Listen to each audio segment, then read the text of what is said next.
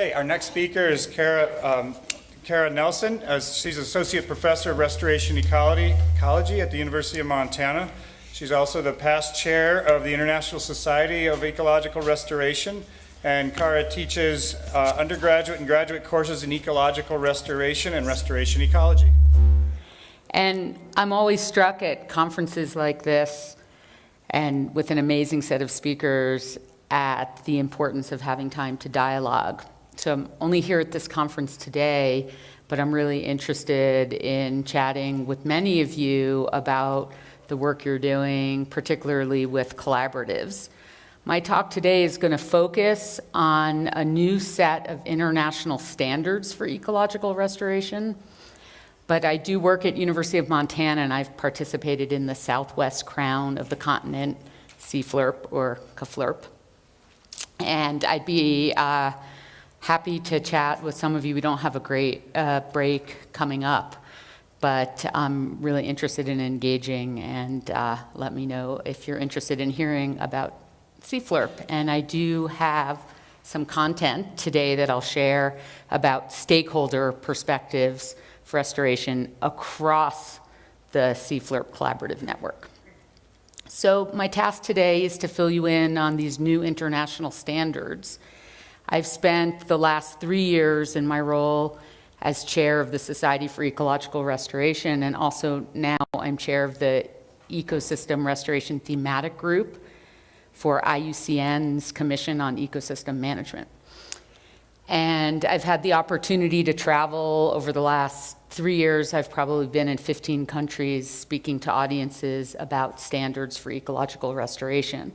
And one thing that's really struck me is how some of the ideas, concerns, issues particularly surrounding the idea of restoration in a changing world are consistent across regions and countries. So I thought what I would do today is share some bits from the new international standards, particularly 2 key concepts in there. The first related to this idea, and some people here mentioned it already, Jennifer in her talk, John in his talk that we just heard, about the zone of agreement, or what the definition of ecological restoration is. So I'll hit on that in terms of the reference ecosystem concept. And then the second point I want to make is about ecological complexity as a key concept for ecological restoration. So SCR, hopefully many of you are familiar with the society. It's an international society started in the late 80s at a time when restoration really was a idea within natural resource management. And the mission was really about promoting ecological restoration, both for biodiversity and for human well-being. And the most often cited definition of restoration is from this primer in 2004, and I still see citations to the primer. And yet that document in 2004 is pretty outdated with respect to where restoration has moved. And it's moved a lot in the 25 years since the inception of the society. And so in terms of promoting restoration, we, as a global community, have been really effective, and restoration is an over $3 trillion business. We now have international commitments for restoration through the United Nations. Is anyone here familiar with these commitments? So the Aichi targets aim for each country to restore 15% of degraded lands by 2020. And this was a strategic plan adopted in 2010. That's amazing, 15% of degraded lands. And different countries have made pledges. This is a photo I took in Kuwait. If we think we have challenging issues in restoration here, when you start to see what's going on in other landscapes, you see how much more work people have ahead of them. This is an acacia tree. It is a seedling, a sapling from the only remaining tree left of the only native tree species in Kuwait. So there's one tree left, it's an acacia, and this is from pictures from a common garden in which seedlings are being established for restoration. Another commitment, hopefully some of you have heard about this, the Bond Challenge is a challenge by IUCN to restore 150 million hectares of forest land, also by 2020, and current pledges have exceeded this amount. So for Latin America, the target was 20 million hectares. They already have pledges for 50 million hectares. And the US Forest Service, as you might imagine, has been a leader for the United States in their pledges and has pledged 10 million hectares. So we have this amazing opportunity right now in that we have global attention on restoration as a means for conserving biodiversity, improving ecological function, and thereby improving human well-being. And so the challenge now is to make sure that we're proceeding with restoration in a way that 100 years from now, we're going to think that we spent our money most wisely. So the new ecological standards for restoration is a tool that can help with creating common visions for restoration and identifying the definition and what are appropriate goals for ecological restoration. And one of the things that I'm most pleased about in the standards is that the key concepts and principles are consistent with current and emerging ideas about inherent properties of ecosystems. When the field of restoration started, the focus really was on composition primarily, more so now structure and function. And I have so many things I'd love to talk about today. One is a new publication in Restoration Ecology where we review the indicators of success and movement over time in composition, structure, and function. But that really was the roots of ecological restoration. There now is a need to clarify temporal change, complexity, and interdependency, these other key attributes of ecosystems, and how that maps to ecological restoration. And those are the two themes I'm going to talk about today. So, as I said at the onset, I'm going to talk about 2 of the 6 key concepts from the standards. The standards are downloadable from SER's website, which is just ser.org. The first key concept is that the goal of restoration is to remove degradation and return the system to the condition it would have been in if it hadn't been degraded. And so what that means, the condition that it would have been in if it hadn't been degraded, is that restoration practice is based on a reference. And the standards specify a local native reference ecosystem. The challenge is setting reference targets that recognize the dynamic nature of ecosystems. And this is something that I think we have not done particularly well within the field of restoration. The second key concept that I'll talk about has to do with the attributes that we focus on in restoration, and in particular, the challenge of building ecological complexity into restoration goals. Okay, so starting with this reference concept. It's obvious that ecosystems change. And in fact, ecologists have spent the last 100 years studying the ways in which ecosystems change, moving from this concept that ecosystems are like organisms and they go through an orderly and predictable set of stages leading to a stable assemblage or climax ecosystem. That concept really is about things are supposed to be together where they are on a landscape. And of course, those ideas over a period of 50, 60, 70 years changed to the idea that species respond individualistically to their environment. So this is showing work from Whitaker, and each of these traces is a species, and it's fairly obvious to us that species have different moisture gradients that are required for them to survive on the landscape. And in fact, now with more sophisticated tools, we can put together this picture of environmental change, for instance, using pollen analysis, where you can get a record of 20,000 years, because pollen looks different for different species. And some of you may have seen this. I'll go through this fairly quickly. But here's a series, year before present, going down to 13,000 years before present. This is pollen percentages of different species. And you can see they varied across time. So we see in the period right after the glaciers melted, abundant pollen from pine. Then you see pine drops out, and we see in this drier landscape alder moving into present conditions. And this is a series from Lake Washington.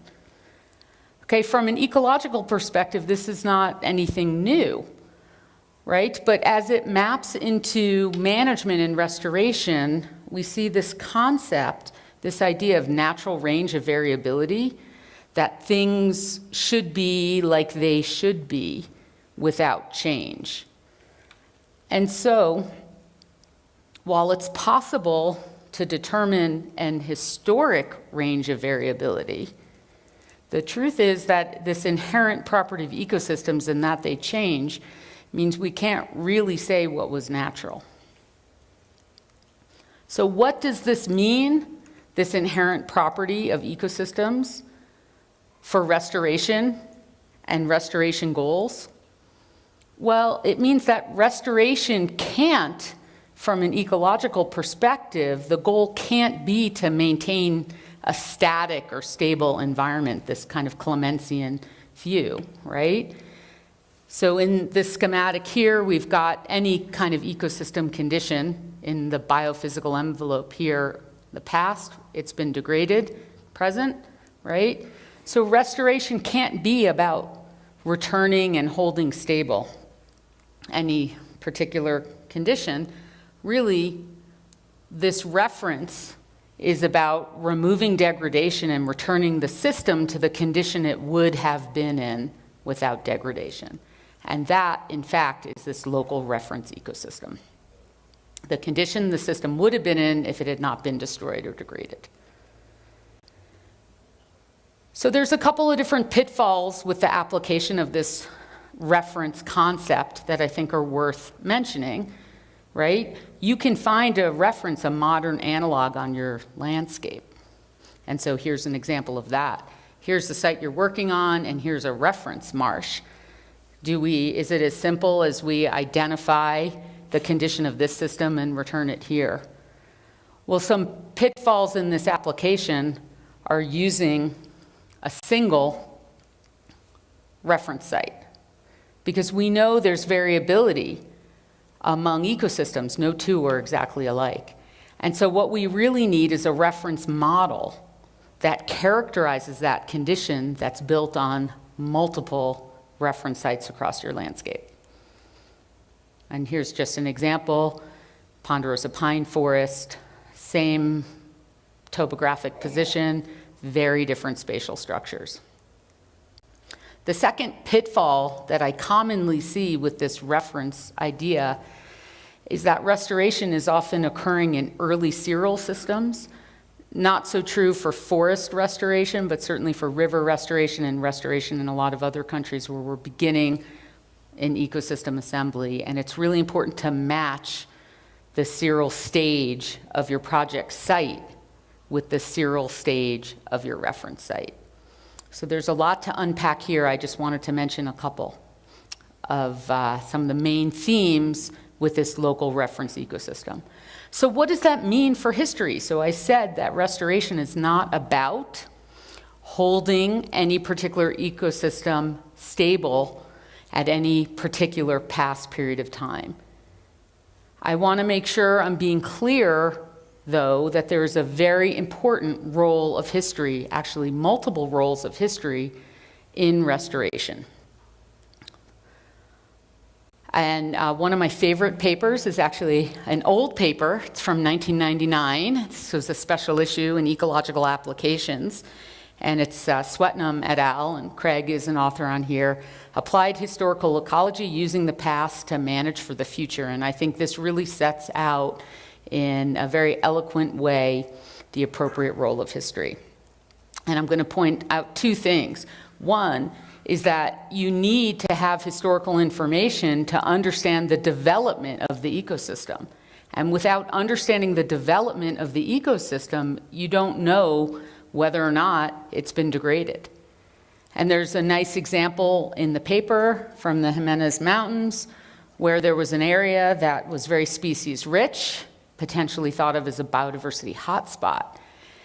Getting some historical information, managers were able to compare, repeat photographs, aerial photographs, and see that that species richness was due actually to invasion and encroachment rather than something unique about that particular ecosystem. So having the historical information changed managers' views of whether the area was degraded or not. There's a second really important role of historical information, however, and that's because many ecosystems, we're lucky that in the West we have some good reference models, but especially globally, many ecosystems do not have any modern analogs available for references.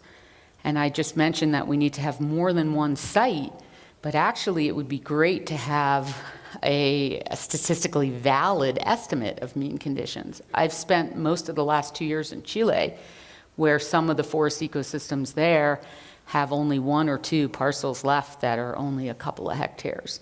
So, to inform development of reference models, historical information can be key. However, there's a need to interpolate from the historical data to current. And that interpolation, the amount of error associated with having historical information and applying it, depends on your ecosystem. So for some ecosystems, 1,000 years may not be too much time, not too much temporal change. Versus other ecosystems, 50 years may be ecologically a long period of time. So 2 uses, very important uses of historical information for restoration. So wrapping up key concept 1, I think it's really important for people to understand the role of history in ecological restoration and the role of references, that we're not in restoration trying to hold the world stable. If we were, then restoration doesn't make sense as a management activity in a changing world. This is data from a paper that's in review from Ergensen and al. Many of the folks who have participated in the collaboratives provided information and were interviewed. This shows stakeholder ideas about reference models, whether they should be based on historical, contemporary, or future. And you can see that the predominant view here in terms of percentage of people interviewed, these are the number of interviews, each of the different collaboratives that were included. And you can see the predominant idea among stakeholders is this idea of historical references and aiming for something in the past. Okay, my second wrap up that I wanted to make sure I said with respect to this reference ecosystem is that restoration is a continuum. Really, restorative activities are a continuum. And there's places for lots of things, fire mitigation, all the way through ecological restoration. And so the Society has embraced a very big tent approach to restorative activities, but specifically is commenting on key principles for ecological restoration. Okay, key concept 2 has to do with identifying the attributes that we care about in restoration. And here the challenge is complexity, building complexity into restoration goals. So these are all the things I'm telling you today are all things that we know, that ecologists know, and anyone who's taken a basic ecology course was taught this. It's a matter of getting it into our management practice. So the best schematic I can show you for this concept of complexity has to do with biofeedbacks between plants and soils. The plants on a site directly impact the soils, right? Their texture, their structure, their chemical composition.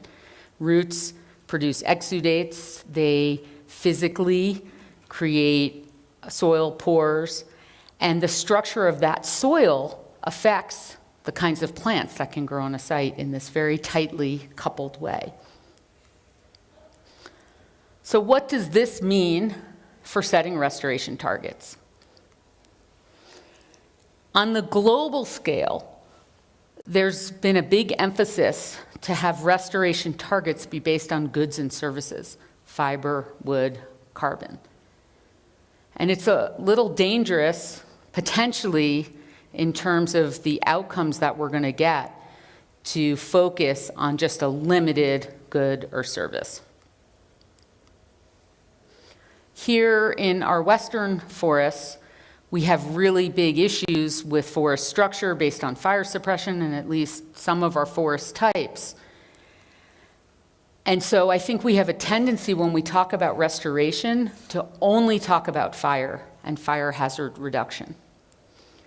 Now, there's very good reason for that, and fire mitigation clearly needs to be the overarching goal for restoration in many of the sites that we're working in. However, far from the WUI, ecological restoration may be a primary objective. And so it's interesting to think about the differences in what you would do on a site between fire mitigation and ecological restoration. And this is a map from a paper that I wrote with Tanya Schernagel, where we were estimating fire regime disruption across the West. We also looked at the types of treatments that were being implemented based on degree of fire regime alteration. And so in these areas, which are the green areas on the map, there's low fire regime alteration. And we see about 15% of the restoration treatments, these were 44,000 treatments across the West, were done in these low fire regime alteration, kind of high elevation. You can think of lodgepole pine systems as spruce systems in terms of what is made up, what's making up that bar. So in these systems, what does restoration look like? We may be concerned about fire mitigation, but there was a question earlier this morning about restoration in those systems. And so we're not in the sphere of restoration unless there's been ecological degradation. That's the first thing. And so we want to make sure when we are in the sphere of restoration that we're thinking about ecological complexity. And I study understory plants and clonal plants in addition to other things I work on. And so for me, whenever I hear fuels, I also think another thing to call those fuels is future soil wood, because it's those large chunks of wood in our soil that harbor the mycorrhizal communities that support our forest stands.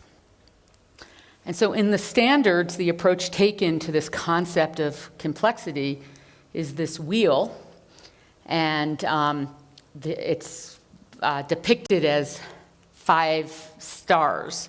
So you're the 5-star wheel. And the idea is that each of these pie slices is important when you're in the sphere of ecological restoration for consideration. And you can then measure your success based on how much you've achieved related to each of those different elements, which is quite different than picking one narrow good or service, be it fire mitigation or fiber or carbon. So the wrap up here for this key concept 2, it's really quite simple. Managing for ecological complexity is a requirement if we are to have those goods and services that we want coming off of our restored ecosystems. So real quickly, I want to just talk about some tools from the society. I mentioned the standards. The idea for the standards is that you can use them for evaluating your success. But I also wanted to mention a really exciting other program, which is the Society's Certified Restoration Practitioner Program, which was launched last January. And if any of you are interested, again, you can look on the website. This is a program in which practitioners can get certified in ecological restoration rather than projects. With that, I'll wrap up. Thanks so much. I think we have time for questions. Yes, we do.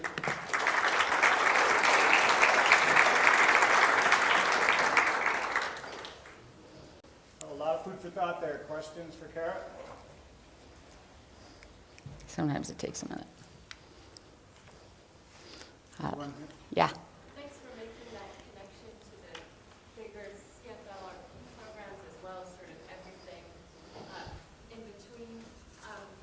You can guess, I was kind of curious about the definition of those CFLR participants as having reference conditions in historic times. How would you, if you were in one of our collaborative meetings, how would you respond to that? Sort of concisely to explain why that might need to be broadened a little. For me, it gets back, oh, sorry, thank you. The question is about how I would respond to people in a collaborative who are focusing on historical references or the idea that management interventions should return us to a previous time period. So, I think it brings up this central need, which really was the purpose of my talk, to bring ecological concepts more into restoration. And so as part of that, people in collaborative groups have all different backgrounds. And these two ideas about the characteristics, these inherent characteristics of ecosystems are not complex, they're not particularly new. If you pick up any ecological textbook, they'll be right there. But I think it's important to have ecologists as part of your collaborative team to remind people about this fact, the temporal dynamics of ecosystems. And ecosystems are dynamic over time, over long time scales, but they also are dynamic in shorter time scales through successional processes and through, biotic interactions, and there's, a temporal change at a variety of scales. So I think that's really important. The second thing, though, is to consider the time period that you're talking about. So for instance, if I had a complete record of 2,000 variables over 200 sites of riparian forest by the Yellowstone River from this May, and then there was an oil spill, and the state of Montana hired me to come up with a restoration plan, and I'll say, okay, well, I got to look for some modern analogs. And you guys would think I was crazy, right? I have data from May. It's only been 3 months. Clearly, I can apply that historic information over my 3-month time frame. It's current. Well, what if the data was 5 years old? Probably still current. What if the data was 50? What if it was 100? What if it was 10,000? Well, 10,000, it's probably not useful, clearly not useful. So I think depending on the ecosystem that you're working in, 100 years may be current information. And so I think that's important to bring into the collaborative. We need all the information we can on ecosystems to build those reference models, but then you need to interpolate what it means for your system. And for some of those collaborative groups, they were talking about the future too.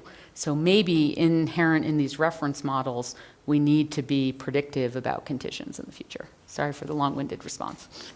I think we'll have to cut it off there. Okay. Thanks so much.